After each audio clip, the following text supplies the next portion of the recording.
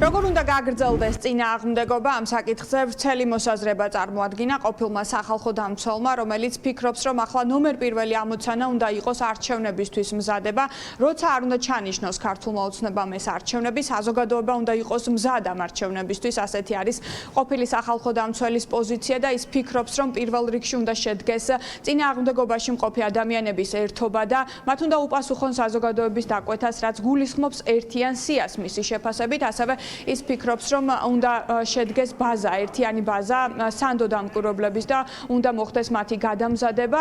ვრცელი მოსაზრება აქვს ნინო ლომჯარიას, როგორ უნდა გაგრძელდეს ეს წინააღმდეგობა და ჩვენ ვკითხეთ პოლიტიკურ პარტიებს თავად როგორ ხედავენ ამ წინააღმდეგობის გაგრძელებას, ემზადებიან თუ არა არჩევნებისთვის. ამ საკითხზე ჩვენ მოვისმინეთ სხვადასხვა განმარტებები, მაგალითად ერთიან ნაციონალურ მოძრაობაში ფიქრობენ, რომ როდესაც ისინი საუბრობენ ერთიანობაზე, გულისხმობენ წინააღმდეგობაში ერთიანობას, ვინაიდან მათი შეფასებით ქვეყანაში ახლა არჩევნები არის სრულად გაუქმებული. რაც შეეხება მაგალითად ლელო ძლიერ საქართველოს, ისინი პირველ რიგში ითხოვენ პასუხებს მათი კოლეგა ოპოზიციური პარტიებისგან რიგ კითხვებზე, რომელიც მათ აქვს. შეგვიძლია ახლა მოვისმინოთ, როგორია განწყობები პოლიტიკურ პარტიებში.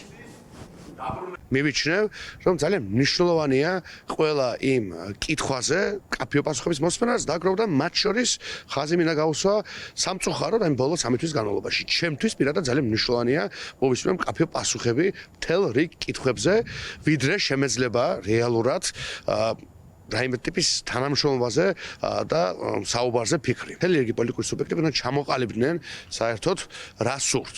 უნდა ჩამოყალიბდნენ ვიზზე რა შეხედულების არიან და როგორ წარმოადგენენ საერთო ბრძოლა. ერთ დღეს გქონდეს ერთი პოლიტიკური პოზიცია და მეორე დღეს მეორე, ეს არის ჩემთვის უპასუხისმგებლობა. მე ვფიქრობ, რომ 4 ოქტომბერს ოპოზიცია ერთად არ გასვლა არჩევნებზე, სულ მინიმუმ თბილისში იყო კატასტროფული შეცდომა, რომელსაც ადასტურებს ციფრებიც, მათემატიკაც. ოპოზიციის გაერთიანება პროდასალური ძალების პირველ რიგში აუცილებელია თუ ეს გაერთიანება მოხდება იმ ნაწილში, რომ ჩვენ მივახციოთ მოთხოვნების შესრულებას. მე არ ვფიქრობ და არ მგონია, რომ ერთიანობა უნდა შედგეს ერთობა უნდა შედგეს რაღაცა სიმბოლური ერთობისთვის.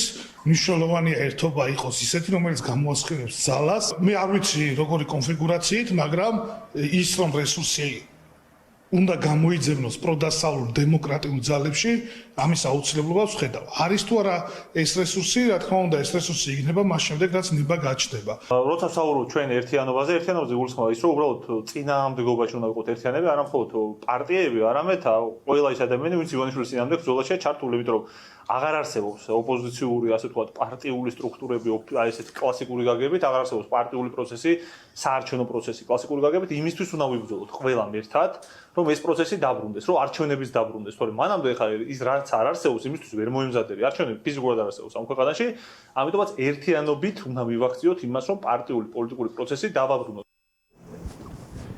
ქართული ოცნება კონკურენტ პარტიებს აკრძალვით ემუქრება და ამ მოთხოვნით, ლელო ძლიერი საქართველოს ერთიანი ნაციონალური მოძრაობის და პარტია ახალის აკრძალვის მოთხოვნით უკვე დარეგისტრირებულია სარჩელი, შეტანილია სარჩელი საკონსტიტუციო სასამართლოში და ამ ფონზე ამ ყველაფერს რა უნდა დაუპირისპიროს ოპოზიციამ, ბუნებრივია არსებობს საზოგადოებაში ეს კითხვა, თუმცა ამ კითხვაზე ჯერჯერობით პარტიებისგან მკაფიო პასუხი არ არსებობს.